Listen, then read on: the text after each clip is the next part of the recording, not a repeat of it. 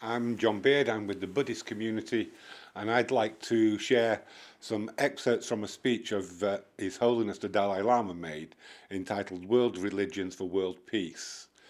He maintains that every major religion in the world has the same goals. They want love, harmony, and benefiting humanity through spiritual and better, making them into better human beings. All religions have the same moral precepts of kindness, understanding, and love of others, and it is to make humanity unselfish. All religions agree upon the necessity to control the undisciplined mind, and that harbours selfishness and other roots of trouble. The great teachers wanted to lead them away from these roots of trouble, and the great teachers are leading them to paths of a spiritual state in a peaceful and disciplined, ethical and wise way. It is with this in mind that we need to practice the actual content of the religions and not just the dogma.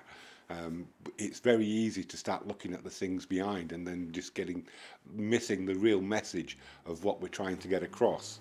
And there's many different religions that bring comfort and happiness to humanity, much the same way as are the particular types of remedies for different diseases. Some people would prefer Christianity because of the way that it is laid down.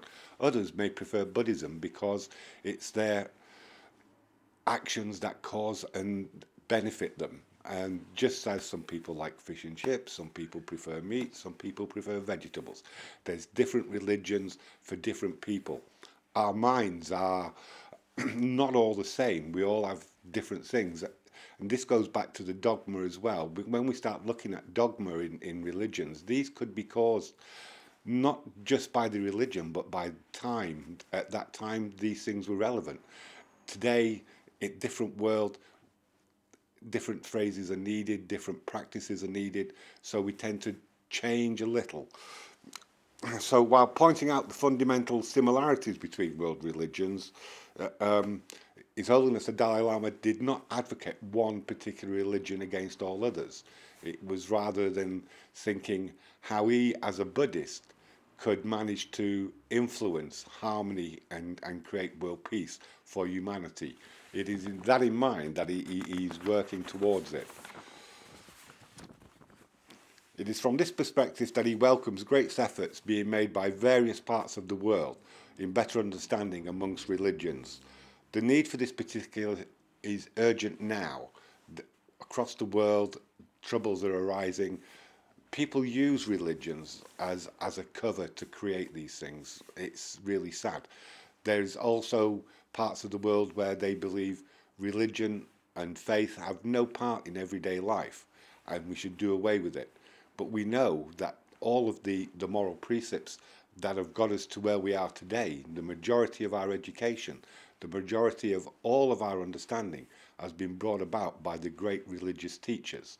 So it is important that we all work together in harmony. There are two primary tasks facing religious practitioners who are concerned with world peace today. The first, we must promote interfaith, better understanding as to create a workable and degree of unity among all practitioners, all religions. This may be achieved in part both by respecting each other's beliefs, by emphasizing our common concerns for human well-being and our basic spiritual values.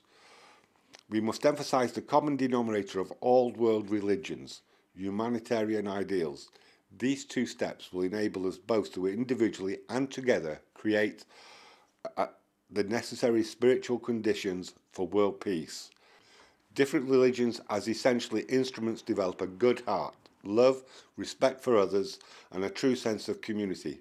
The most important thing is to look at the purpose of religion and not the details of theology or metaphysics, which can lead to mere intellectualism.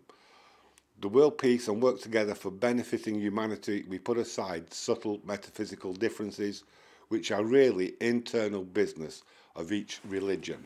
Despite the progressive secularization brought about by worldwide modernization, and despite systematic attempts in some parts of the world to destroy spiritual values.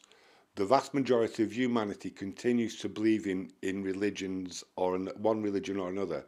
The undying faith in religion, evident even under irregular political systems, clearly demonstrates the poetry used to bring about the spiritual conditions necessary for world peace. Religious leaders and humanitarians all over the world have a special role to play in this respect. Whether we be able to achieve world peace or not, we have no choice but to work towards that goal. In our minds, if our minds are dominated by anger, we will lose the best part of human intelligence, wisdom, the ability to decide between right and wrong. Anger is one of the most serious problems facing the world today. His Holiness Dalai Lama believes that by working together, by understanding each other's religions, not just giving it, acceptance, but by actually understanding and practicing our full understanding of these people, working together, we can actually work towards world peace. Thank you.